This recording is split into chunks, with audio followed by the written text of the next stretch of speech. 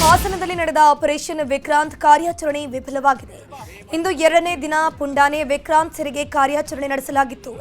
ಸತತ 6 ಗಂಟೆಗಳಿಂದ ವಿಕ್ರಾಂತನಿಗೆ ಅರವಳಿಕೆ ಚುಚ್ಚುಮದ್ದು ನೀಡೋಕೆ ವೈದ್ಯರು ಹರಸಾಹಸ ಪಟ್ಟರು. ಆದರೆ ಗುಂಪಿನೊಳಗೆ ವಿಕ್ರಾಂತ್ ಕಾಡಾನೆ ಸೇರಿದ್ರಿಂದ ಗುಂಪಿನಿಂದ ಬೇರ್ಪಡಿಸೋಕೆ ಆಗದೆ ಕಾರ್ಯಾಚರಣೆ ನಿಲ್ಲಿಸಿ 7 ಸಾಕಾನೆಗಳ ಜೊತೆ ಅರಣ್ಯಾಧಿಕಾರಿಗಳು ವಾಪಸ್ಸಾದರು. ಮೈಸೂರು ಮುಕ್ತ ವಿವಿಯಲ್ಲಿ ಸಿಬ್ಬಂದಿ ಪ್ರತಿಭಟನೆ ನಡೆಸಿದ್ದಾರೆ. ಮುಕ್ತ ವಿವಿಯ ಕುಲಸಚಿವರ ಕೊಠಡಿಗೆ ಹಣದ ಹಾರ ಹಾಕಿ ಪ್ರತಿಭಟನೆ ನಡೆಸಿದ್ದಾರೆ. ಮುಕ್ತ ವಿವಿಯ ಕುಲಸಚಿವರಾಗಿರುವ ಕೆಬಿ ಪ್ರವೀಣ್ ವರ್ಗಾವಣೆ, ಪದನಾಮ ಬದಲಾವಣೆ ಎಲ್ಲದಕ್ಕೂ ಹಣ ವಸೂಲಿ ಮಾಡ್ತಾರೆ ಅಂತ ಸಿಬ್ಬಂದಿ ಆರೋಪ ಮಾಡಿದ್ದು, ಕುಲಸಚಿವರ ಕೊಠಡಿಗೆ ಹಣದ ಹಾರ ಹಾಕಿ ಆಕ್ರೋಶವನ್ನ ವ್ಯಕ್ತಪಡಿಸಿದರು. ರೇಣುಕಾಸ್ವಾಮಿ ಕೊಲೆ ಕೇಸ್ ಸಂಬಂಧ ನಟ ದರ್ಶನ್ ಜಾಮೀನು ರದ್ದು ಕೋರಿರುವ ಅರ್ಜಿ ವಿಚಾರಣೆಗೆ ಸುಪ್ರೀಂ ಕೋರ್ಟ್ನಲ್ಲಿ ವಕೀಲ ಅನಿಲ್ ಕುಮಾರ್ ನಿಶಾನಿ ಮನವಿಯನ್ನು ಸಲ್ಲಿಸಿದ್ರು. ಏಪ್ರಿಲ್ 2ರಂದು ವಿಚಾರಣೆ ನಡೆಸುವುದಾಗಿ ಸುಪ್ರೀಂ ಕೋರ್ಟ್ ವಿಭಾಗೀಯ ಪೀಠ ಹೇಳಿದೆ. ಈಗಾಗಲೇ ಆರೋಪಿಗಳಿಗೆ ಸುಪ್ರೀಂ ಕೋರ್ಟ್ನಿಂದ ನೋಟಿಸ್ ಜಾರಿ ಮಾಡಲಾಗಿದೆ. ನಟಿ ರನ್ಯಾ ರಾವ್ ಗೋಲ್ಡ್ ಸ್ಮಗ್ಲಿಂಗ್ ಪ್ರಕರಣ ಸಂಬಂಧ ಏರ್ಪೋರ್ಟ್ನಲ್ಲಿ ನಡೆಸಿದ ಪರಿಶೀಲನೆಯ ಪ್ರೋಟೋಕಾಲ್ ವರದಿಯನ್ನ ನಾಳೆ ಸರ್ಕಾರಕ್ಕೆ ಸಲ್ಲಿಸಲಿದ್ದಾರೆ. ಪ್ರೋಟೋಕಾಲ್ ತನಿಖೆಗಾಗಿ ಗೌರವ್ ಗುಪ್ತಾ ಅವರನ್ನ ಸರ್ಕಾರ ನೇಮಿಸಿತ್ತು. 10 ದಿನಗಳಲ್ಲಿ ವರದಿ ನೀಡಲು ಸೂಚಿಸಿತ್ತು. ಅದರಂತೆ ಏರ್ಪೋರ್ಟ್ನಲ್ಲಿ ಈಗಾಗಲೇ ವಿಚಾರಣೆ ಪೂರ್ಣಗೊಳಿಸಿದ್ದು, ಹಲವರನ್ನ ವಿಚಾರಣೆ ನಡೆಸಿ ಹೇಳಿಕೆ ದಾಖಲಿಸಿಕೊಂಡಿದ್ದಾರೆ. ನಿನ್ನೆ ಕೂಡ ರನ್ಯಾ ಮಲತಂದೆ ಡಿಜಿಪಿ ರಾಮಚಂದ್ರ ರಾವ್ ಅವರನ್ನ ವಿಚಾರಣೆ ನಡೆಸಿ ವರದಿ ಸಿದ್ಧ ಮಾಡಿದ್ದು, ನಾಳೆ ಸರ್ಕಾರಕ್ಕೆ ಸಲ್ಲಿಕೆ ಮಾಡಲಿದ್ದಾರೆ. ಇನ್ನು ಆರೋಪಿ ತರುಣ್ ರಾಜ್ ಜಾಮೀನು ಅರ್ಜಿ ವಿಚಾರಣೆ ಇವತ್ತು ಆರ್ಥಿಕ ಅಪರಾಧಗಳ ವಿಶೇಷ ನ್ಯಾಯಾಲಯದಲ್ಲಿ ನಡೀತಾ ಇದೆ. ತರುಣ್ ಪರವಾಗಿ ವಕೀಲ ದೇವರಾಜ್ ವಾದ ಮಂಡನೆ ಮಾಡುತ್ತಿದ್ದಾರೆ. ಸತತ 2 ಗಂಟೆಗಳಿಂದಲೂ ವಾದ ಪ್ರತಿವಾದ ನಡೀತಾ ಇದೆ. ತಂದೆಯಿಂದಲೇ ಮಗಳ ಮೇಲೆ ಅತ್ಯಾಚಾರ ಆರೋಪ ಕೇಳಿ ಬಂದಿದ್ದು, ಮಗಳು ಪೊಲೀಸ್ ಠಾಣೆಗೆ ದೂರು ನೀಡಿರುವ ಘಟನೆ ಬೆಂಗಳೂರು ಗ್ರಾಮಾಂತರದ ಹೊಸಕೋಟೆ ನಗರದಲ್ಲಿ ನಡೆಯಿತು. 19 ವರ್ಷದ ಮಗಳ ಮೇಲೆ ತಂದೆ ಮಂಜುನಾಥ್ ಅತ್ಯಾಚಾರ ಮಾಡಿದ್ದಾನೆ.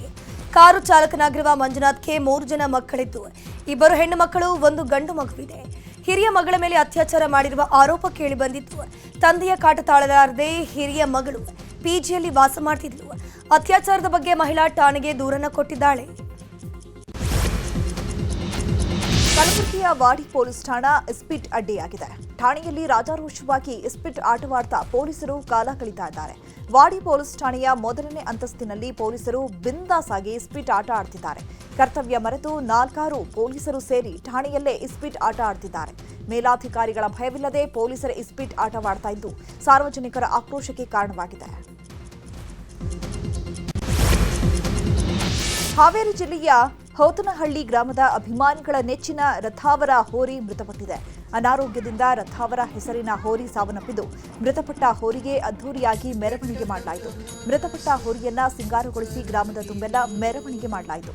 ಹೋರಿ ಹಬ್ಬಗಳಲ್ಲಿ ರಥಾವರ ಸಾಕಷ್ಟು ಹೆಸರು ಮಾಡಿದ್ದು, ದುಃಖದ ನಡುವೆಯೂ ಮೆರವಣಿಗೆ ಮಾಡಿ ಅಂತ್ಯ ಸಂಸ್ಕಾರ ಮಾಡಲಾಯಿತು. ಸಿಎಂ ಸಿದ್ದರಾಮಯ್ಯ ಸ್ವಕ್ಷೇತ್ರದಲ್ಲೇ ಶಾಲಾ ವಿದ್ಯಾರ್ಥಿಗಳ ಪಾಡು ಹೇಳತೀರದಂತಾಗಿದೆ. ಮೈಸೂರು ಜಿಲ್ಲೆಯ ಬೆಳಗೆರೆ ಗ್ರಾಮದ ಸರ್ಕಾರಿ ಹಿರಿಯ ಪ್ರಾಥಮಿಕ ಶಾಲೆಯಲ್ಲಿ ಮಕ್ಕಳ ಜೊತೆ ಶಿಕ್ಷಕರು ಚೆಲ್ಲಾಟವಾಡ್ತಿದ್ದಾರೆ. ಸಿಬ್ಬಂದಿ ಮಾಡಬೇಕಾದ ಕೆಲಸವನ್ನ ಶಿಕ್ಷಕರು ಮಕ್ಕಳ ಕೈಯಲ್ಲಿ ಮಾಡಿಸುತ್ತಿದ್ದಾರೆ. ವಿದ್ಯಾರ್ಥಿಗಳು ಕಷ್ಟಪಟ್ಟು ಸಂಪಿನಿಂದ ನೀರನ್ನು ಎತ್ತಿದ್ದಾರೆ. ಶಿಕ್ಷಕರ ವಿರುದ್ಧ ಕ್ರಮಕ್ಕೆ ಗ್ರಾಮಸ್ಥರು ಆಗ್ರಹಿಸಿದ್ರು.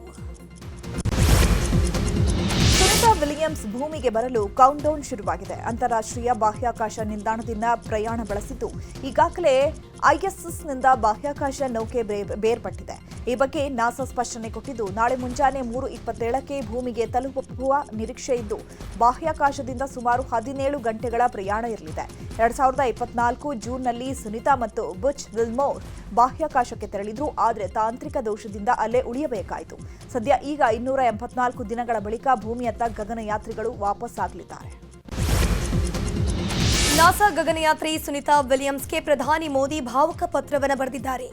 ನೀವು ಸಾವಿರಾರು ಮೈಲುಗಳಷ್ಟು ದೂರವಿದ್ರೂ ಸದಾ ನಮ್ಮ ಹೃದಯಕ್ಕೆ ಹತ್ತಿರವಾಗ್ತೀರಿ ಅಂತ ಪತ್ರದಲ್ಲಿ ಉಲ್ಲೇಖಿಸಿದ್ದಾರೆ.